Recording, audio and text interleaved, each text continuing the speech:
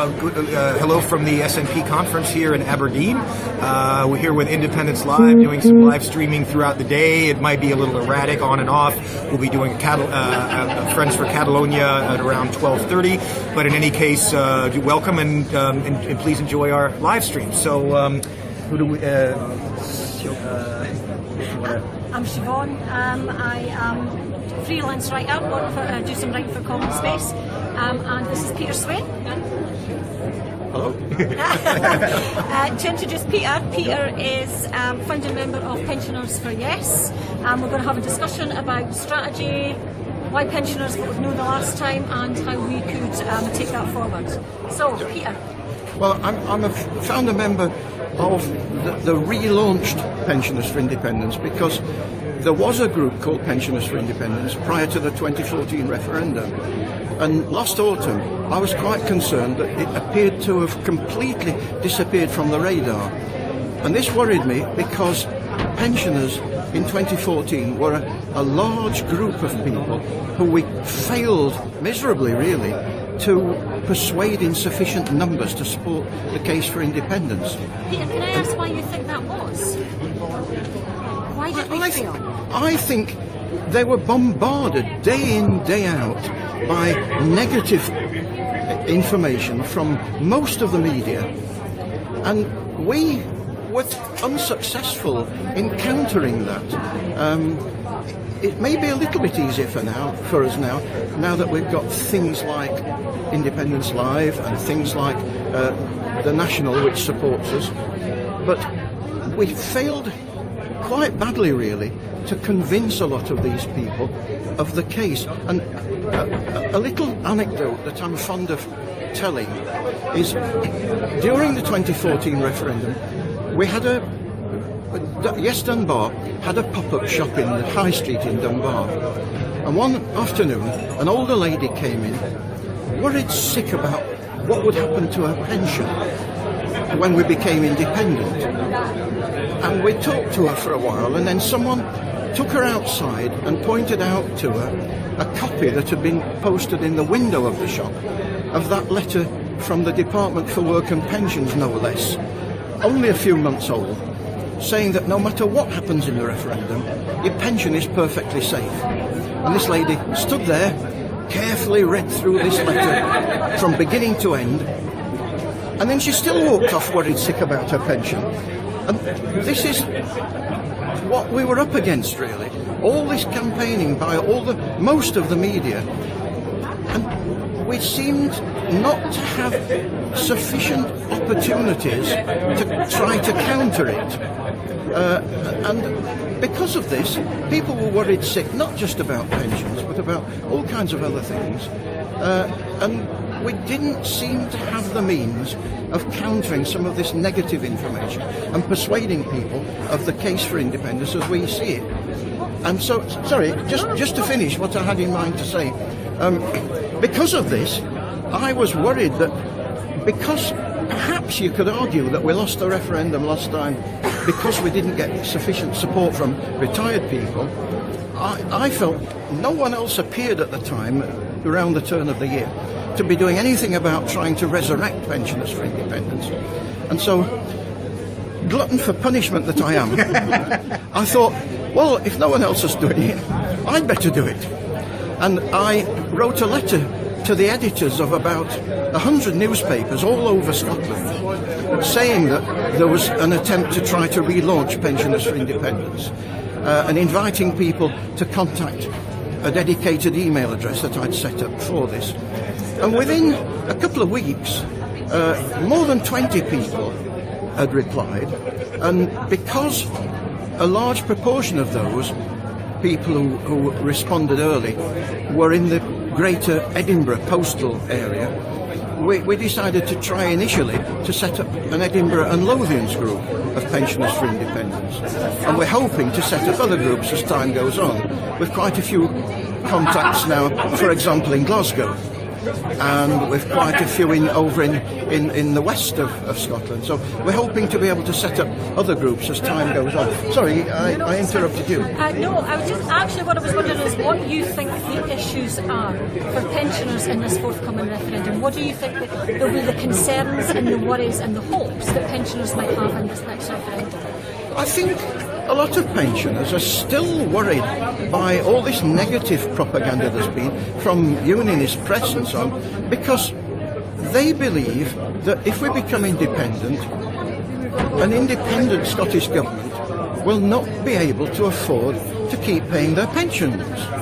And I've just recently produced a flyer that my wife and I have already started distributing around where we live, and we want to distribute it more widely, pointing out the fact that recently Philip Hammond has said that it's extremely unlikely, in his view, that the Westminster government will be able to keep the triple lock on pensions after about 2020.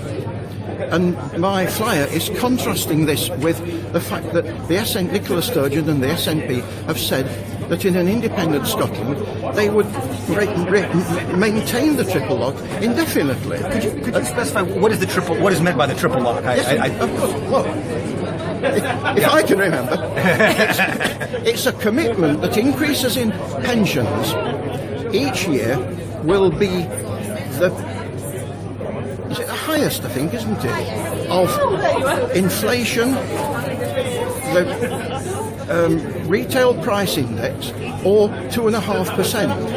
I think I think I'm right in saying it's the highest of those three, and the commitment is that pensions will be increased each year by the highest of those three. And Philip Hammond is now saying, no way we'll be able to afford that. And Nicola Sturgeon and the SNP government are saying, in an independent Scotland, we will be able to afford it, and we will insist on keeping that. And my flyer says, what better reason do you need if you're a pensioner in Scotland to vote for independence? And has there been, have you put out white papers and other things on exactly how Scotland, the Scottish government in independence would take over? Would they be taking over it? Because of course many of the pensioners work for the UK government or this or that. And I mean, would it be a transfer of responsibility to pay, or what academic work has been done on that? I'm not aware that an enormous amount of academic work has been done. Pensioners for Independence hasn't done any serious work on this yet, because we're a very new organisation. We only started really effectively in January this year, so we're still beginning to find our feet. But because part of the thing that I'd like to be able to do is to bring together people to do this type of research and to answer a lot of these questions in a much more substantive way than maybe I remember I talked to my uncle who's a pensioner, and he was very much, well, I might for independence, but how much is going to cost me to because I had a much more you'll have your autonomy, all that, but he's obviously he's very concerned about his money, and he looked at it from a strictly legal and he seemed like, I imagine he voted no, but I imagine he's someone that could be convinced if the economic case was clearly laid out. People like that who are a bit borderline and just need that little bit more information to tip them over the edge. But I've been in touch not so long ago with Ian Blackford MP, who was the party's spokesperson on pensions matters, and Ian has said that he and his team are working at the moment on some new ideas about pensions, and he's promised that when these ideas are worked out, they'll let us know about them, so that we are hoping to be able to use those ideas in our campaigning. But I think it's all a little bit uncertain at the moment because we haven't got detailed ideas fully worked out.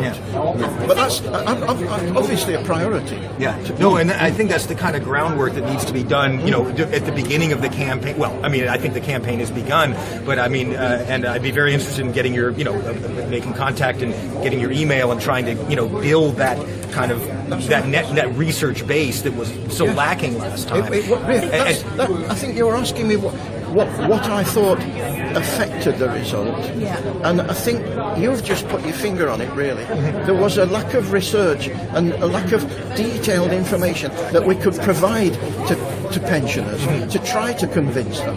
Yeah. And it's extremely difficult to convince people because for years and years they've been bombarded with all this negative stuff from the unionist press. Yeah. So it's a real challenge for us, but it's a challenge we've got to step up. No, to. exactly. There's a point that my brother made a few weeks ago when we were having a discussion about pensions and stuff, and the point that he was making was basically that when you're dependent on the state for all your income, then it's a really, really scary thing to actually put your faith in another state. That's right. And to provide that income for you. A lot of people have income from other means and other ways, etc., etc. But in terms of a pension makes you absolutely reliant on a state. So transferring that trust over to another state is really difficult. And I think that kind of ticks some of the points that you guys are making, is because if pensioners don't have a security, if they think that it's going to be in any way under risk, then of course they're not going to take that leap because it's everything that they've got.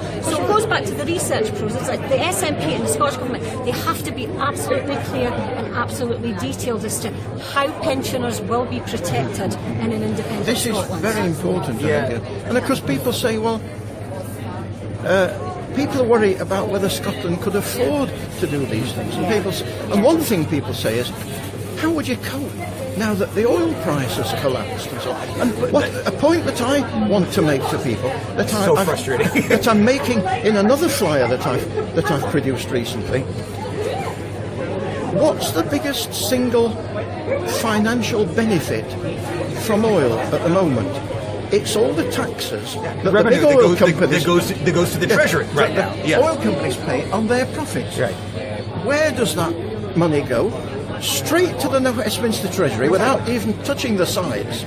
And if we were independent, all right, that income is not as great as it was a few years ago, but it's still huge. It's still a lot of money. For 5 million people as opposed to 65 million people throughout the year. It's massive. It's massive. Instead of disappearing into the black hole that's the London Treasury. But so I think Andrew immediately we'd be better off in that way. Andrew Wilson, though, the economic advisor, had announced just last week, I think, I'm sure he said that basically oil would not be taken into the overall accounts for an independent Scotland, that it would be seen definitely much as an extra, and it would be put in for voluntary projects, etc., etc. So in terms of building a Scottish economy, I think it was the Growth Commission, isn't it? Building a Scottish economy, oil would be taken out and we would look at economy growth on that element as well. I think that's really clever because it takes away that argument about oil prices. And it kills that argument. Exactly. But a big challenge is, where do we get the right information about how much the oil revenue truly is, and to where really good calculations can be made. I mean, because the JERS figures are not much of a help. And the Treasury is so opaque about the way that it conducts it, that it's very difficult to get good information about that upon which to base solid calculations. I think this is a challenge for groups like pensioners to find ways of finding that information so that we can be more specific in the arguments we're putting to people. But someone pointed out to me the other day, I was talking about oil, and he said, of course, there was hardly any revenue last year from oil, and I think that was largely because the oil companies, although things have taken a bit of a downturn, the oil companies last year, I think, did start investing more money in oil, and they were allowed to offset all that money they were spending on investment against profits. And I think, on paper, they hardly made any profit last year, but that's a one-off thing anyway. I actually think that's key, because one of the things about the oil industry, and I remember coming across this years ago, funnily enough, in a BBC document in the 80s or something, before independence was on the agenda, and that's what they're saying. It's basically what you've got sometimes in the oil industry is a dip in profit, but what that means is they're invested in a longer-term future. So in the short-term level there is this dip, but it's because there is a long-term investment which costs money. So that's actually a good point as well. But as soon as there is a downturn, all the naysayers and doubting Thomases immediately say, oh, look what's happening. How are you going to cope if you're independent? But they're assuming. Aren't you relieved that you voted no last time? Oh, because if you hadn't, you'd be screwed. And the thing is, it's the UK that's being and they're assuming, people are assuming that because there's been a downturn, that it's going to continue at that level. But you can just as easily assume that, and this is based on what's happened in the past, that things will pick up eventually. And the thing is, and as you said, as you correctly pointed out, all the tax revenue from it is going straight to the UK Treasury, and never sees a penny of it. Exactly. Yes. Exactly. And of course they don't want to talk about that, and all the Macron report and all these lies over the years, like, you can't handle the money, or I mean, it's so phenomenally insulting, just it's back to the old business, isn't it, of we're too weak, too poor, too stupid. And I think that idea has been debunked once and for all now. It's melting away, it but still lingers on. It still lingers on. How do you, in the last referendum, social media was huge in terms of setting out arguments, discussion, etc., etc. And somebody, I think it was Craig Dallas, said you pretty much tell the age of someone by whether they're using social media or not. Social media is not necessarily something, my dad uses social media, but it's not necessarily something that's natural, say, to pensioners. No, How it isn't. do we get the message across? And some pensioners don't use computers. Yes, exactly. How do we get the message across this time that's more effective when we're trying to counteract a mainstream media barrage? One thing that I think is important is what my wife and I have just started recently to do in Dunbar, is distributing leaflets to people, flyers with fairly short, punchy flyers, not very wordy things, because I always remember, for many years when we lived in England, we were members of the Liberal Party, and I always remember David Penhaligon, who was a Liberal MP down in the West Country, who sadly was killed in a road accident one winter, skidded, I think, on ice and so on. He always used to say, if you have something to say, put it on a piece of paper and stick it through the letterbox. But you've got to grab the attention of the person and get them to read it between the front door and the bin. I think read this before throwing away. And I think that's extremely important.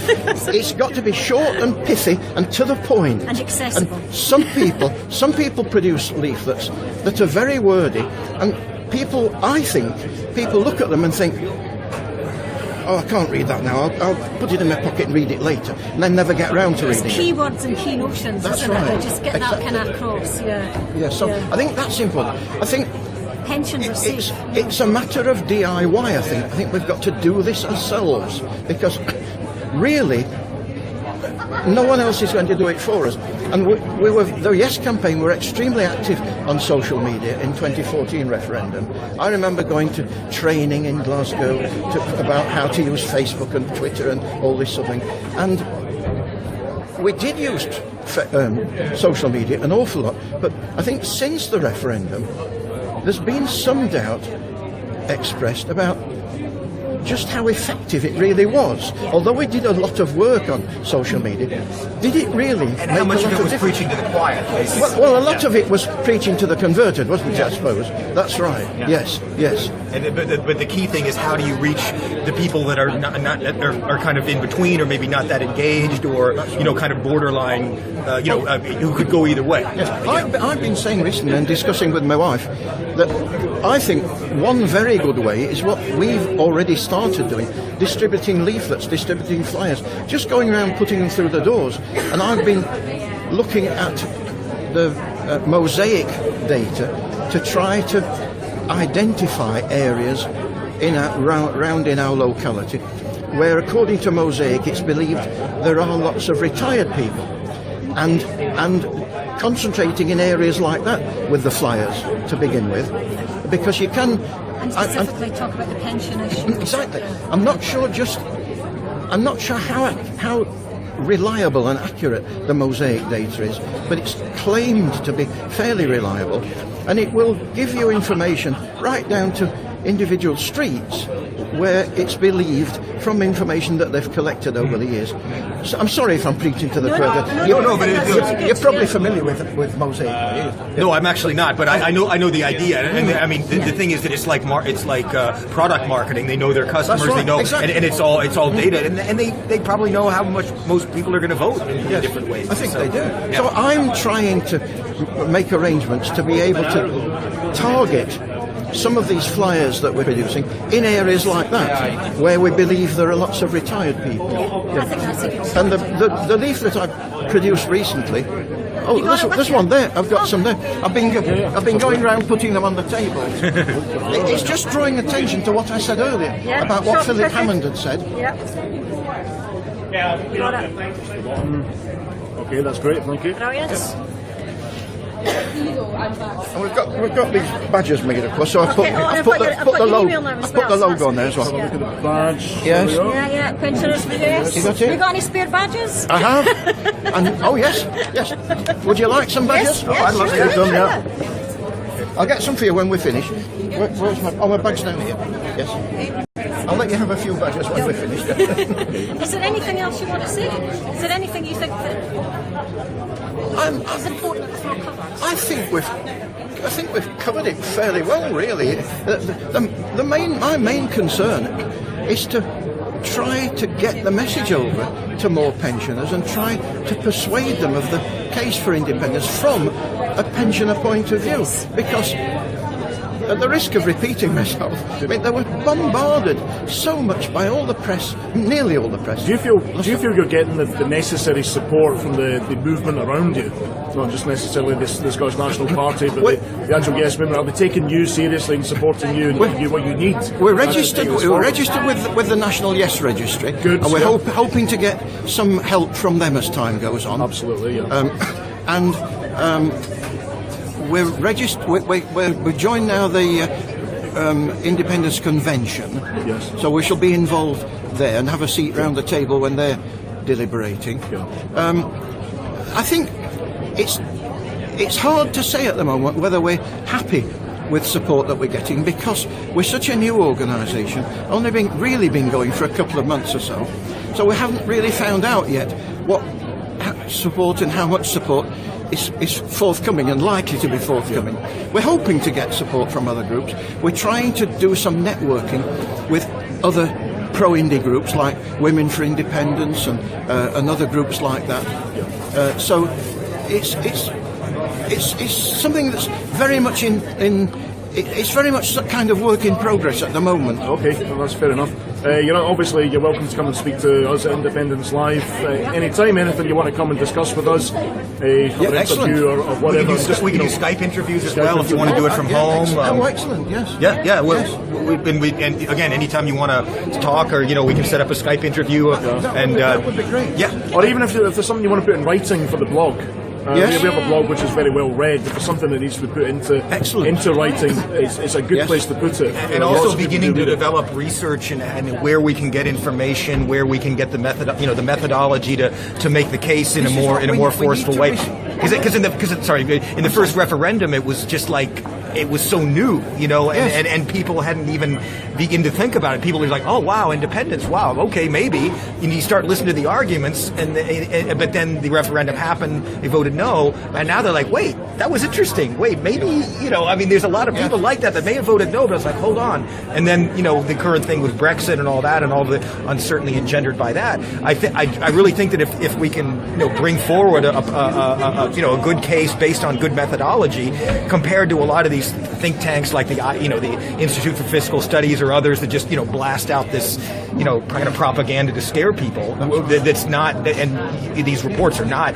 Most are not methodologically sound. I mean, they just make these points, to scare people, but without the the decent figures behind it. So one thing I think we do need is we need to research what sources there are of information that will be useful, and that's something I'm quite keen to try to do, to try to find out where are the best places to go for more detailed information, because that's got to be one of our priorities, I think, as Pensioners for Independence grows, to find information that we can put out to pensioners. And if we can't find it, or we find big gaps, find ways of getting that information, because there will be a lot of gaps. And I think that the UK government has always been a little shady on the books kind of thing, and so finding out how can we get this information, and also how can we make if assuming independence is achieved, how can we have this information out there, and with solid methodology so that people can trust it, and good decisions can be made based on solid information. Being able to trust it. That's important. Trust it. I think after Brexit, there's a lot of issues. Could I give you this? This is a project I've been working on.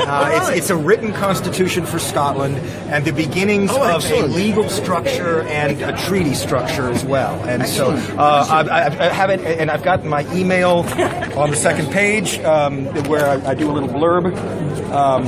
But feel free to get in touch with me at that. But yes. Have a look. Let me know what you think. Yes. And because I'm trying to get together a critical mass of people thinking about it. I gave a copy to Angus Robertson. I gave a copy to Derek Mackay, who's head of it. So I'm trying to, the more people I get together to get into this core of research, and I've got colleagues in different parts of Europe that would be delighted to help with this. I mean, for many academics that I know, they're like, yeah, I mean, I want to help with this. I want to make, let's create something better. So. Maybe The other slightly hopeful thing I was going to say when we were talking about winning over people who voted no last time is there is evidence. It's no more than sort of anecdotal evidence at the moment, but there is evidence of people who voted no last time saying, I wouldn't vote again this time. I would vote next time. They lied to me. All the promises are broken. Right. I've heard people say that, but I've heard other people say that people have said to them, I would change my mind next time. Yeah.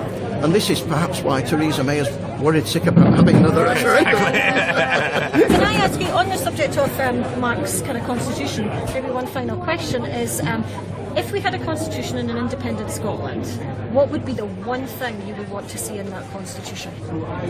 Oh my goodness. Just throwing a curveball at you. You've really put me on the spot now. Well, a thing. In a constitution, I think perhaps we ought to officially adopt a written constitution, because we don't have one. We don't have one in the UK at the moment, of course, and that might be a good starting point to adopt a written constitution, so everyone knows where they stand. Yeah, and what the powers are. I mean, look at the Brexit thing, where they had to go to the Supreme Court to figure out whether prerogative powers can be used. I mean, if it was written down, you wouldn't have to go to the Supreme Court about it. Exactly. People know. Exactly. And the fact that I mean, and you could have things like positive rights, the right to a pension, in a written constitution. And actually, importantly, that power could not be abused, because that's exactly what Theresa May tried to do.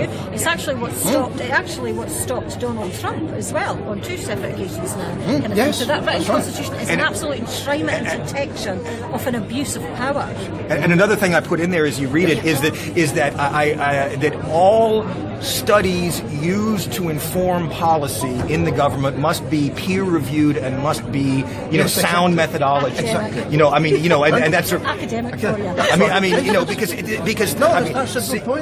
Seeing it is, and that could be in a constitution, and the idea that you have all the because I see in the States all these these think tanks, they just throw out this information, which is normally just neoliberal garbage, and it's used to inform policy, and it's like food. You use crappy ingredients, you get crappy food. Exactly. And so if you use good information, you'll get good policy, and that's the kind of thing, as you read through it, that's the kind of thing you'll see that I'm trying to, and any more of those ideas. It's like one of these old computer acronyms, isn't it? Garbage in, garbage out. Exactly.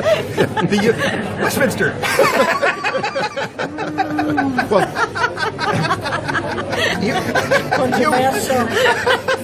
you may say that. I couldn't possibly. No. I'm from the outside. I'm a neutral observer. I'm only doing what I observe. So. Excellent. Academic detachment. Is there anything else you wanted to ask me about? I don't think so. No. Well, thanks very much. We'll be around. We'll be around today and tomorrow if you want to come and say hi. And Just give us a holler. Do you mind if I email you? Maybe get Have you got my email? the pension. You give us that. Oh, of course. Pensioners, yeah. Yes. That's your email. That's the email that I set up for Pensioners for Independence. Okay, great. And we'll get an article out about kind of strategy. That'd be great. And someone who's a supporter, he's not actually retired himself, so he's not officially a member, but a supporter, is in the process of setting up a website for us as well, and that's almost ready to go live now. So that's good. So I put your name down on there, and I'll be in touch. What's Yes. the website address? The website address will be www.pensionersforindependence, as if that's all one word, Yeah. .scot. PensionersForIndependence.Scot. Brilliant. Scott. And it's not. It isn't. It's not been imposed on an unsuspecting world yet, but it's imminent. Brilliant. Look forward to it. Okay. Well, absolute pleasure to talk to you. And Good to come see you. say hi. We'll be around today and tomorrow, so come say hi. Yes, nice to see you.